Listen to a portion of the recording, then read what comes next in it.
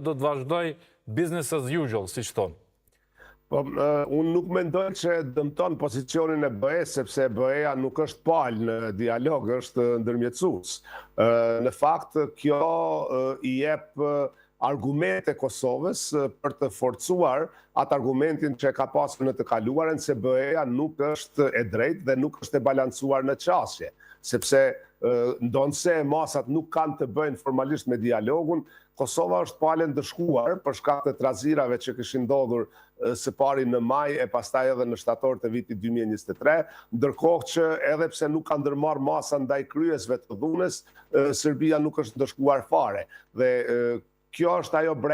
brenga e shumë shteteve të Bashkimit Evropian që vazhdojnë të kërkojnë heqjen e menjëhershme të masave, që të gjitha masave. Por, disa shtete duhet përmendur, sepse diplomatët më së shpeshti i përmendin Francën dhe Italinë, insistojnë që duhet pritur, duhet pasur një kushtësim për ta mbajtur ndaj Kosovës. Në prag të zgjedhjeve ka pasur tash e theme në çarçe diplomatike se Kosova nuk do t'i lejojë serbët të votojnë, se do të ndalin autobusët që vinë nga Serbia me votues, pastaj se nuk do t'i njeh rezultatin e zgjedhjeve, pastaj do të bëj probleme tjera. Të gjitha këto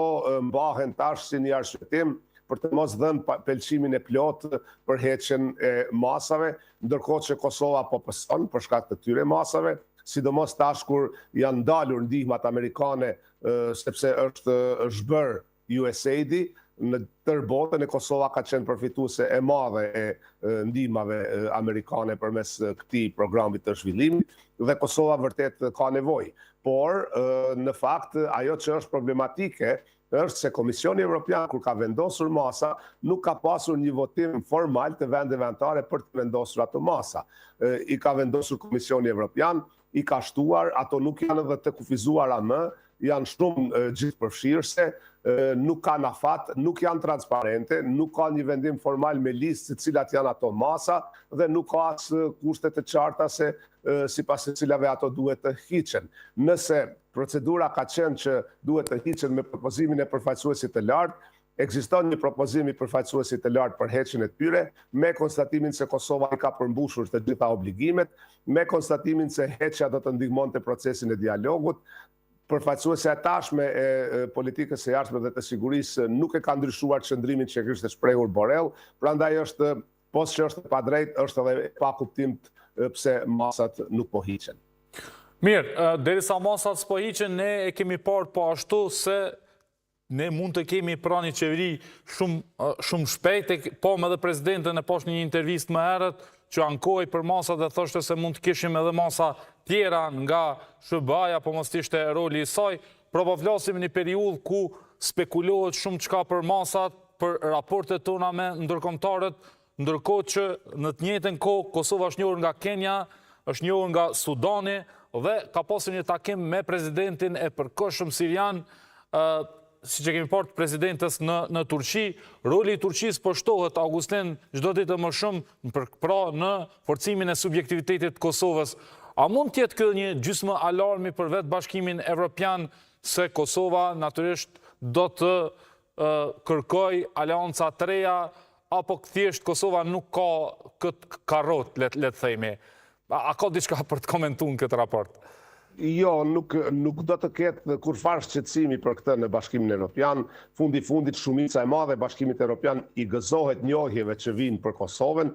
nga vendet e ndryshme të botës. Turqia, që nga shpallja e pavarësisë së Kosovës, ka qenë një prej atyre akterëve që ka ndihmuar në sigurimin e njohjes. Shumica e madhe e njohjeve të Kosovës kishin ardhur pikërisht falë angazhimit të miqve të Kosovës, para se gjitha Shteteve të Bashkuara të Amerikës, Britanisë së Madhe, Gjermanisë, Francës dhe Turqisë, sidomos Turqisë në vendet e lindjes së mesme dhe në disa vende të konferencës islamike. Por perëndimi që moti e ka ndalur procesin e lobimit për njohje të Kosovës, sidomos Shtetet e Bashkuara të Amerikës. Fundit Kosova është njohur prej më shumë se 100 shtetësh, është shtet tash 17 vite, ka ministri të jashtme, ka ambasada, ka qeveri dhe duhet vetë të punoj për njohjen. Harta e botës, sa i përket njohjeve të Kosovës, edhe ashtu pak a shumë është ndarë në atë botën perëndimore dhe pro-perëndimore dhe në atë botën lindore dhe pro-lindore. Vendet që janë aleate të Rusisë dhe Kinës nuk e kanë njohur Kosovën, vendet që kanë orientim anti-perëndimor si Venezuela, Korea e Veriut, Bielorusia e tjera nuk e kanë njohur Kosovën, ndërsa vendet perëndimore pothuajse të gjitha dhe vendet me orientim pro-perëndimor apo me aleanca me vendet perëndimore e kanë njohur. Kështu që këto njohje që kanë ardhur dhe takimet me përfaqësues të tashëm të Sirisë, të cilët po bëhen bashkëbisedues edhe për perëndimin edhe për Evropën, janë gjëra që po ndodhin jo me ndikimin e perëndimit në mënyrë direkte, por gjithsesi nuk ka asnjë kundërshtim apo ndonjë garë që BE-ja do të donte të hynte për t'u angazhuar kundër dikujt. Fundit me gjithë problemet që kanë me Turqinë për shkak të asaj që BE-ja e konsideron shkelje të drejtave të njeriut dhe të lirive politike në Turqi, Turqia është aleate, antar i rëndësishëm i NATO-s, që luan rol të jashtëzakonshëm jo vetëm në Kosovë, por në tërë rajonin. Turqia që angazhohet për njohje të Kosovës dhe ndihmon Kosovën, ka raporte të shkëlqyeshme edhe me Serbinë. Presidenti i Serbisë Vučić nuk heziton të thotë çdo herë se raportet e tashme të Serbisë me Turqinë janë më të mira në histori, siç thotë edhe për raportet e Serbisë me Shqipërinë. Kështu që në këtë aspekt Kosova duhet të punojë për njohje vet, të shfrytëzoj ata miq ndërkombëtar që mund të ndihmojnë, ndërsa duhet të punojë për të pasur raporte të sinqerta me partnerët perëndimor, të cilët edhe mund të jenë të pakënaqur ndonjëherë me veprimet e Kosovës, por këto raporte duhet të jenë të sinqerta. Mirë, me zonjën Kallas, a besoni që ka ndonjë hapësirë, sa do të qoftë të vogël diskutohet për njohjen nga pesha mosnjohëse e Bashkimit Evropian, po flasim këto momente ku gjithçka po ndryshon, po shohim që Francën po flet që në qershor mund ta njohë Palestinën si shtet pavarur dhe ne po e shohim se në çfarë rrethane është Gaza, por edhe bregu perëndimor me çfarë po përballën tani për tani, ndërkohë është Franca që e njeh Kosovën. A prisni që zhvillime përtej gadishullit ballkanik mund të ndikojnë që fundit të rikalibrohen qëndrimet qoftë edhe karshi Kosovës, sidomos tek peshqja, e cila gjithmonë është thënë që është bllokuesja kryesore edhe e perspektivës evropiane. Pra, zonja Kallas në Prishtinë, Augustin besoj do e kishte më të lehtë listë për perspektivën evropiane nëse nuk do të kishim këtë peshqe mosnjohëse, apo jo? Po me këto apo pa këto vende ajo do të flasë për perspektivën evropiane, siç kanë folur të gjithë zyrtarët evropianë që kanë ardhur në Kosovë. Ne dimë se këto janë vetëm fjalë të mira, pas se cilave nuk qëndron në ndonjë gatishmëri,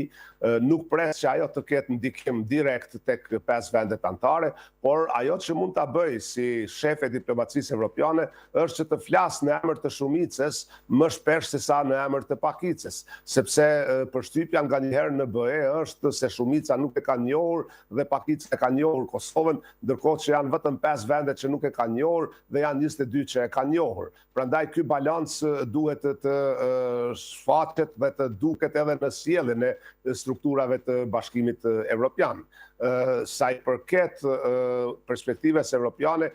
ajo perspektivë mund të matet vetëm me përparimin formal në procesin e negociatave. Pra në rastin e Kosovës, tipet statusi kandidatit dhe të vlerësohet në bazë të meritave individuale Kosova në këtë rrugtim, duke hapur edhe negociatat e antarësimit, e pastaj le të shihet se a është gati apo jo.